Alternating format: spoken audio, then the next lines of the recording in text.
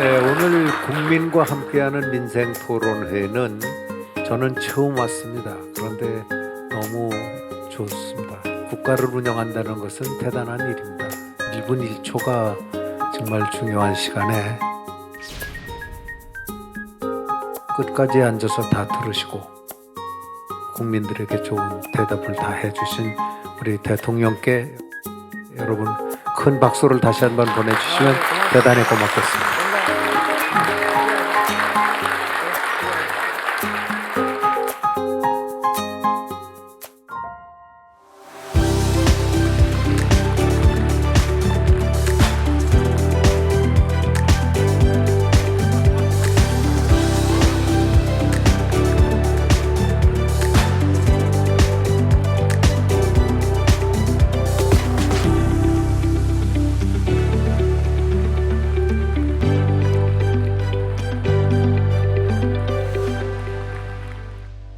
여러분 반갑습니다.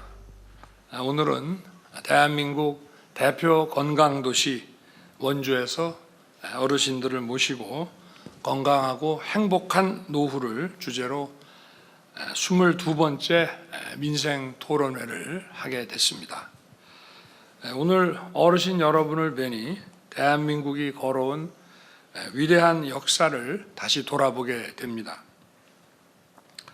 70년 전 6.25 전쟁이 끝난 직후 맥아더 장군이 폐허가 된 한반도를 보면서 기적이 일어나지 않는 한 이 나라가 재건하는데 100년은 걸릴 것이라고 말했습니다. 그런데 그 기적을 이루어낸 것이 바로 우리 대한민국의 어르신들입니다. 전후 40년을 간 넘긴 1996년에 대한민국은 OECD에 가입했고 2010년에는 OECD 개발원조위원회의 24번째 회원국이 돼서 세계 최초로 원조받는 나라에서 원조를 하는 나라로 바뀌었습니다. 세계에서 가장 가난했던 대한민국이 지금은 1인당 GDP가 3만 불이 넘는 세계 13위의 경제 대국이 됐습니다. 지금 전 세계에서 우리나라보다 수출을 많이 하는 나라는 5나라밖에 없습니다. 반도체, 자동차, 조선, 스마트폰, 2차 전지를 비롯해서 메이드 인 코리아는 그 자체로 세계 최고로 인정받고 있습니다. 최근에는 K컬처가 글로벌 문화 시장을 선도하면서 세계인의 사랑을 받는 문화 강국으로 발돋움하고 있습니다. 정말 기적이라는 단어 말고는 표현할 길이 없는 대한민국의 위대한 역사입니다. 이 위대한 역사를 성취해내신 분들이 바로 우리 어르신들입니다.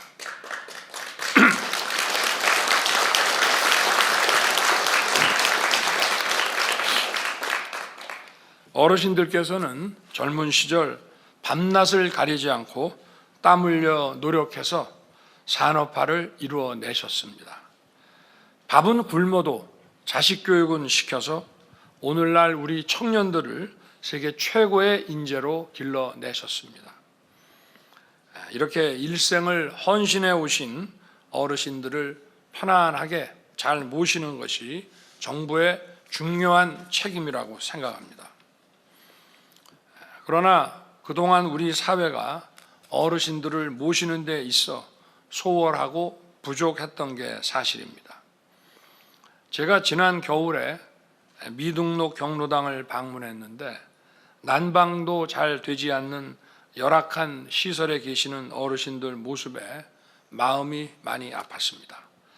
또 엄동설안의 낡은 주택에서 홀로 지내는 어르신을 뵙고 우리가 할 일이 많다는 생각도 하게 됐습니다. 우리나라는 세계 어느 나라보다도 빠르게 고령사회로 진입하고 있습니다. 올 2월 기준으로 65세 인구가 981만 명에 달하고 2030년에는 1298만 명으로 증가해서 전체 인구의 20%를 넘을 것으로 예상됩니다. 85세 이상 어르신들도 현재 97만 명에서 2030년에는 150만 명으로 크게 늘어날 것입니다. 주거, 식사, 돌봄과 같은 일상생활부터 의료, 간병, 요양에 이르기까지 어르신들을 위한 종합적인 대책이 필요합니다. 먼저 어르신들의 식사, 세탁, 돌봄, 요양 등 일상생활 서비스가 포함된 주택 보급을 확대하겠습니다. 지금도 일부 고급 실버타운에서 이러한 양질의 서비스를 제공하고 있습니다마는 보통 많은 어르신들이 누리기에는 장벽이 높은 것이 사실입니다. 합리적인 가격으로 양질의 서비스를 누릴 수 있는 어르신이 살기 좋은 주택을 많이 공급하겠습니다. 우선 기존의 실버타운과 어르신을 위한 공공임대주택을 대폭 확대하겠습니다. 실버타운의 공급 확대를 위해 2015년에 폐지된 분양형 실버타운 제도를 다시 도입하고 입주 자격, 위탁 운영 등 민간 사업자들의 진입을 어렵게 하는 관련 제도들을 개선해서 실버타운 건설이 활성화되도록 하겠습니다. 아울러 취약한 어르신들을 위한 공공임대주택도 현재 매년 1,000호씩 짓고 있습니다마는 매년 3,000호씩 건축하는 것으로 보급을 더 늘리겠습니다. 이와 함께 중산층 민간 임대나 리츠 등 기존에 없었던 새로운 형태의 어르신 친화 주택을 도입하겠습니다. 먼저 특화된 시설과 서비스를 제공하는 중산층 고령화 가구 대상 민간 임대 주택 실버 스테이를 도입하겠습니다. 동작 감지기, 단차 제거 등 어르신들이 편하게 생활하실 수 있는 시설을 갖추고 의료 요양을 포함한 노인 돌봄 서비스가 제공될 것입니다. 복지부와 국토부가 협업하여 시설 기준, 제공 서비스, 운영 방식 등을 마련하겠습니다. 또한 LH가 보유한 의료 복지 시설 용지를 민간 사업자에게 선정해서 매각하고 사업자는 리츠를 설립해서 개발하는 헬스케어 리츠를 추진할 것입니다. 전체 55% 이상의 노인 복지 주택을 포함한 노인 복지 시설로 만들어서 30% 이하는 오피스텔로 분양해서 공공성과 수익성을 충족하게 됩니다. 현재 화성 동탄 2지구에서 헬스케어 리츠 시범 사업을 시작했는데 보급이 확대되도록 세심하게 챙기겠습니다. 어르신이 살기 좋은 주택을 확대하기 위해 부처간 칸막이를 허물어서 세제, 토지, 금융, 서비스 지원 등이 통합적으로 이루어지도록 하겠습니다. 어르신들의 건강을 챙기는 일에도 정부의 지원을 아끼지 않겠습니다. 어르신들을 위한 의료, 요양 시스템을 제대로 구축할 것입니다.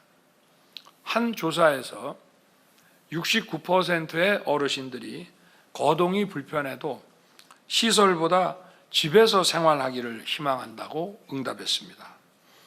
어르신들이 병원이 아닌 집에서도 편안하게 의료를 이용할 수 있도록 의사, 간호사가 집으로 방문하는 재택의료를 활성화하겠습니다.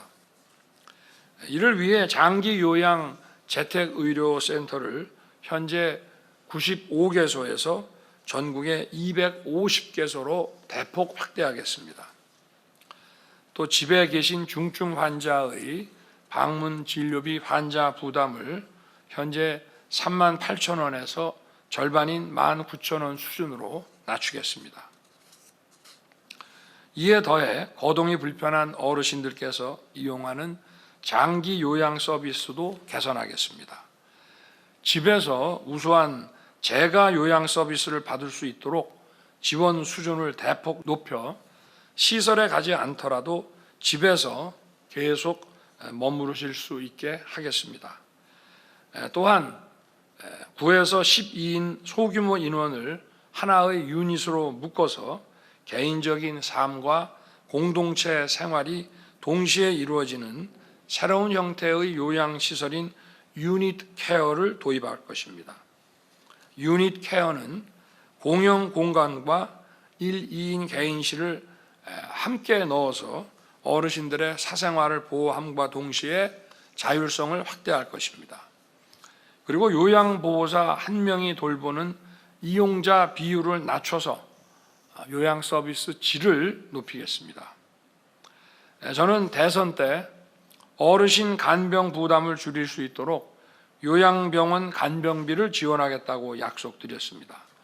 올해 4월부터 간병이 꼭 필요한 요양병원 입원 어르신에게 간병비를 지원하는 시범 사업을 실시할 것입니다. 또한 고령화에 따라 가족과 사회의 부담이 큰 치매 환자도 늘고 있습니다. 치매 어르신과 가족을 위해 치매 관리 주치의 제도를 도입하고 치매 가족 휴가제를 수요자 필요에 맞춰 다양한 형태로 제공하겠습니다. 아울러 어르신들이 가장 많은 시간을 보내는 경로당을 중심으로 다양한 시니어 서비스를 제공하겠습니다. 현재 30%에 가까운 어르신들이 건강을 위해 영양 관리가 필요한데 경로당을 통해 정부가 도와드리겠습니다. 어르신들이 함께 식사하실 수 있는 경로당을 확대하고 식사 제공 횟수도 늘리겠습니다. 또한 노인복지관을 활용해서 경로 식당을 확대하고 몸이 불편한 어르신들을 위한 식사 배달 서비스도 도입하겠습니다. 요즘 어르신들의 가장 큰 고민은 디지털 격차 문제로 경로당을 통해 해법을 찾겠습니다. 스마트폰을 쓰는 것도 만만치 않고 무인 주문기 키오스크가 늘어나면서 어려움을 겪는 어르신들이 많습니다. 어르신들께서 경로당에서 스마트폰, 키오스크, 현금 인출기 등 다양한 디지털 기기 사용법을 배우실 수 있도록 지원하겠습니다. 또한 어르신들도 차별 없이 쉽게 이용할 수 있는 키오스크, 앱 등을 개발해서 제공하겠습니다. 그리고 이러한 사업을 지원하기 위한 입법적 뒷받침도 추진할 것입니다. 전국 1676개소의 미등록 경로당도 빠짐없이 챙기겠습니다. 지난 1월 정부는 미등록 경로당을 전수조사했습니다. 안전점검과 난방비, 양곡비도 지원했습니다. 앞으로 준 경로당 제도를 도입해서 미등록 경로당을 양성화시키고 비용을 지원하겠습니다. 아울러 어르신들께서 건강을 잘 관리하실 수 있도록 스포츠 활동을 뒷받침하겠습니다. 시니어 친화형 국민체육센터를 올해 5개 추가 건립하고 체력 측정 및 맞춤형 운동상담센터와 생활체육 지도사를 노인복지관, 경로당과 연계해서 어르신들의 체육활동을 도와드리겠습니다. 어르신들의 생활체육으로 자리 잡은 파크 골프장을 더욱 확충하고 맞춤형 운동 프로그램도 보급하겠습니다. 일자리야말로 어르신들께서 즐겁고 건강한 노후를 보낼 수 있는 가장 중요한 복지 정책입니다.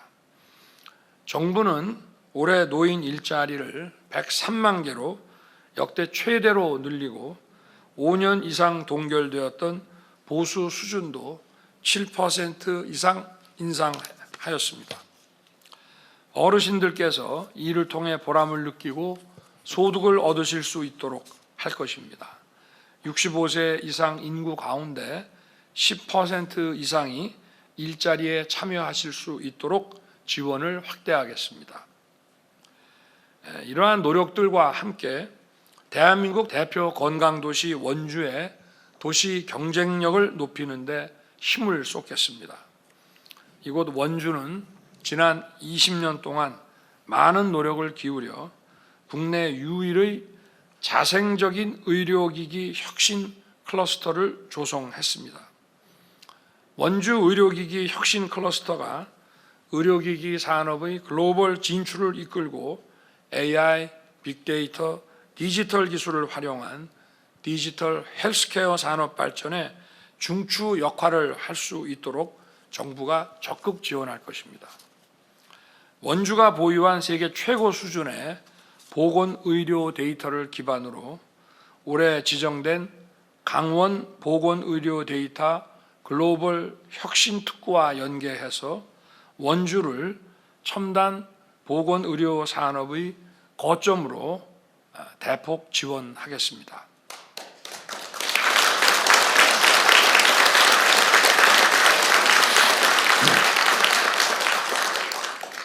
원주가 기회발전특구로 지정되면 원주의 소부장 기업들과 밀접하게 관련된 기업들이 원주로 이전해서 시너지를 내게 될 것입니다. 앵커 기업 유치를 통해 반도체 등 원주의 산업들이 지역의 중추 산업으로 자리 잡고 관련 기업들의 투자도 더 확산될 것입니다. 기회발전 특구의 성공적인 안착을 위해 과감한 세제 혜택과 규제 특례를 비롯해서 다양한 지원을 펼칠 것입니다. 이러한 산업들이 제대로 발전하려면 교육도 크게 바뀌어야 됩니다. 특히 의료와 바이오 등 첨단 산업 분야에서 원주가 미래 신산업 허브로 발전하도록 원주의 교육 환경을 확실하게 혁신하겠습니다. 원주고를 자유형 공립고등학교로 지정하고 원주의 특성화 고등학교를 협약형 특성화고로 지정해서 교육 클러스터를 구축하고 혁신도시의 교육 환경을 대폭 개선할 것입니다. 이를 위해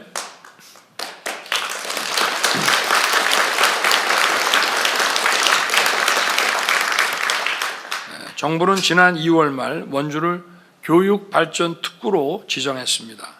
미래 신산업 인재 양성과 혁신도시 정주 여건 강화를 위해 전폭 지원하고 원주의 초, 중, 고교 학생을 대상으로 AI 영재 프로그램을 실시해서 어릴 때부터 데이터를 활용하는 방법을 쉽게 접하고 배우며 성장하도록 하겠습니다. 원주의 유능한 인재들이 원주에서 교육받고 꿈을 꾸며 지역 발전을 이끌어갈 수 있도록 지원할 것입니다. 원주의 교통망을 대폭 확충해서 수도권 원주 시대를 열고 원주가 중부권 핵심 도시로 발전할 수 있게 뒷받침하겠습니다. 먼저 인천공항에서 출발하여 광명, 강남, 수서, 잠실, 경기도 광주를 연결하는 GTX-D 노선을 이곳 원주까지 연결할 것입니다.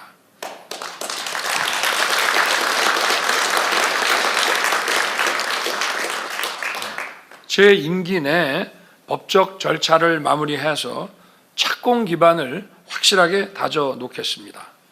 또한 올해 1월에 착공한 여주, 원주, 복선 전철을 차질 없이 건설해서 원주 시민들의 교통 여건을 획기적으로 개선하겠습니다. 저와 정부는 우리 어르신들을 더 편안하고 행복하게 모시고 우리 원주를 더 크게 발전시키기 위해 최선을 다하겠습니다.